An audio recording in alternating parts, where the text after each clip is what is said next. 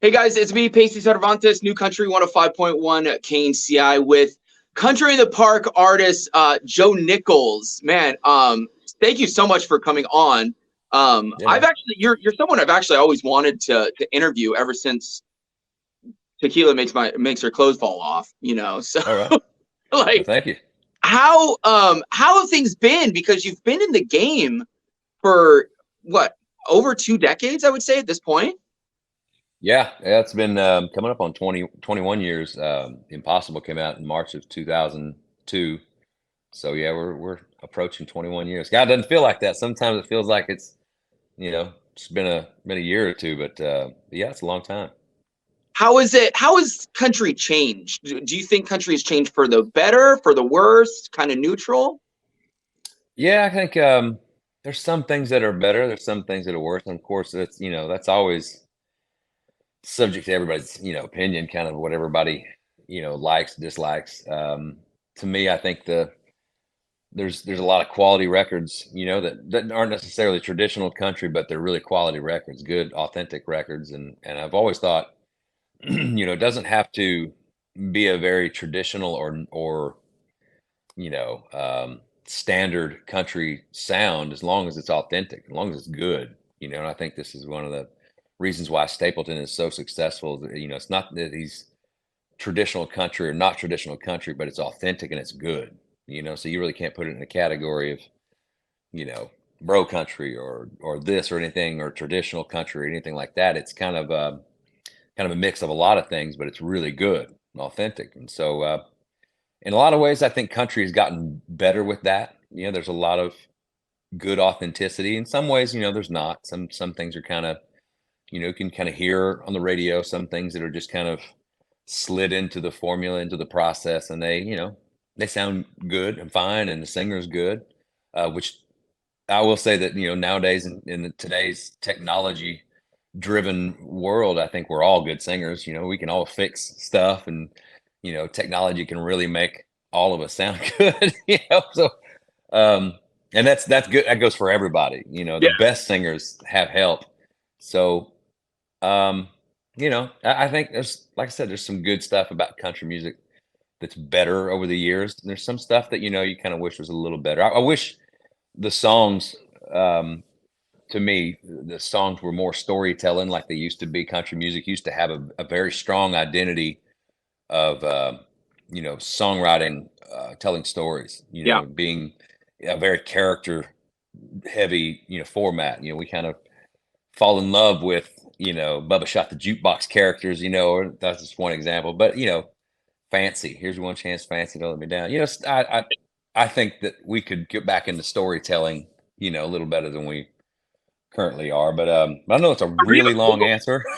Reba was a good storyteller. That's one of the things that she was Oh really good. yeah, yeah, she was fantastic at storytelling, and a lot of you know great country artists. Alan Jackson, great at storytelling. I mean, there's um, a storytelling guy. A lot of those just phenomenal country iconic songs, by Alan Jackson are just, I don't know if you see those quite as much as you did. Of course, Alan Jackson is a once in a generation kind of artist. So, somebody would have to Yeah, come along that's like that guy.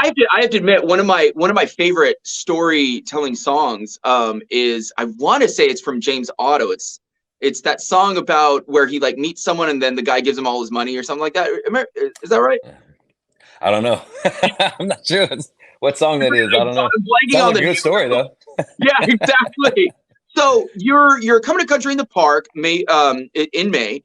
Um, Now I know you, like, right now you're in Seattle, and I know you travel around a lot. Is there anything in Sacramento specifically that you make sure you do, or you come see, or you come eat when you're here? Um, Boy, I don't know. There was a good sushi place I went to last time I was there. You know what? We are Um, actually really.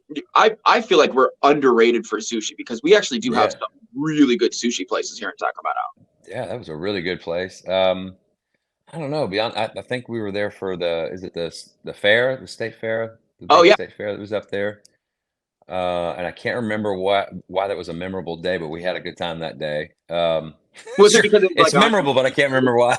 It's, Ah, it's probably because of the crazy heat we had during the fair. It's like oh 110 yeah, degrees. that might have been why. That might have been why. Right. So I do want to I saw the most adorable picture of I think it was like a Happy New Year picture of you and your two daughters. Oh yeah, And like yeah. how is it being a girl dad? Woo. I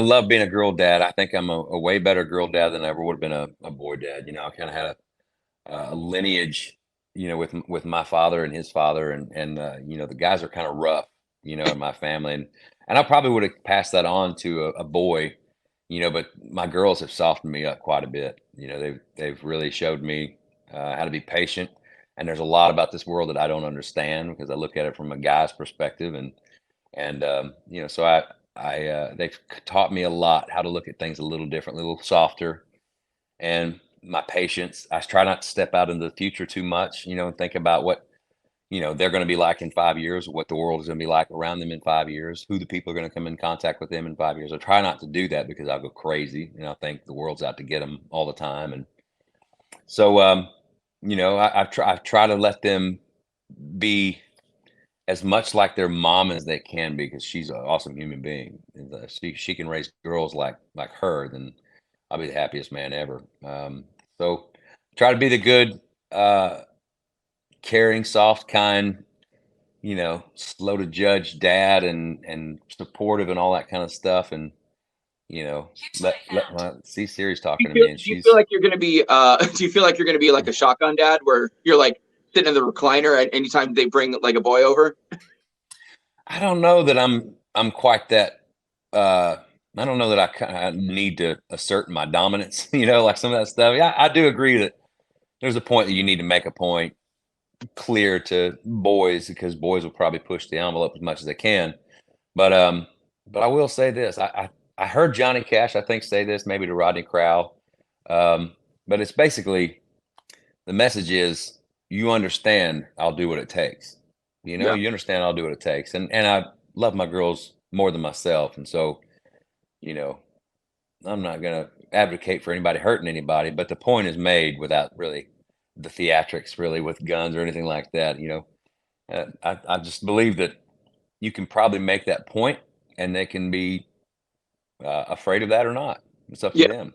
I did hear another guy say, I believe this. Whatever you do to her, I'm going to do to you. So make a good decision. Dude, that's the best. Do you think would you say that having them and being their father has influenced your music at all?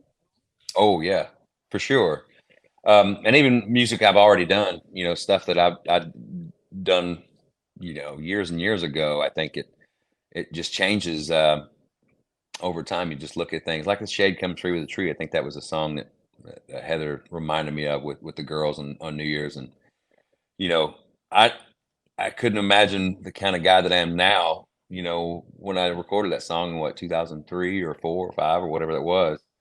Um, but it impacts you differently over the years. Like, oh my gosh, I'm a family man. I got 3 beautiful daughters, two young ones, and I'm here. The best part of my life is here walking next to a pond, looking at places we're going to fish next time we get out there, and doing a little outdoor nature scavenger hunt with our little notepads and stuff.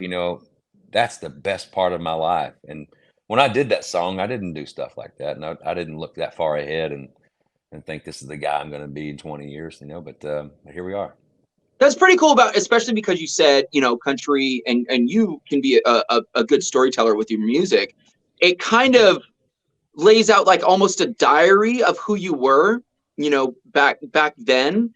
Yeah. And it's cool that you're able to reflect on that. Like how much do you think you're a completely different person from the songs you were writing back then? No, not completely different. I think I have probably a broader perspective, than I did when I was younger. When I was 25, started making records at 24, 25 years old, everything was about aggression. Everything was about an edge or a little bit of, um, yeah, let me let me show y'all what I got. I don't know what that's called, but bravado or whatever. I think nowadays I have a little more perspective that I don't have to be the loudest guy in the room or be the right guy in the room or have it all figured out. I'm good with having my part. I'm good with doing the songs that I do the way I do them and being okay with that and not necessarily having to have that edge and competition part about me that says I'm better than you or anything like that. I don't have that side of me. And I don't know if that's a good thing or a bad thing, but that's kind of how I'm different. I think it's a great thing. I think you no longer you're I think essentially what you're saying is you no longer have to impress anyone. The only people you probably care about impressing anymore are your wife and your daughters. They're at the top of the list. And I got, some close friends, that are on that list too. Benny Brown, who owns the label that I'm on, Quartz Hill, and he's been wonderful to me, and he's like a member of my family.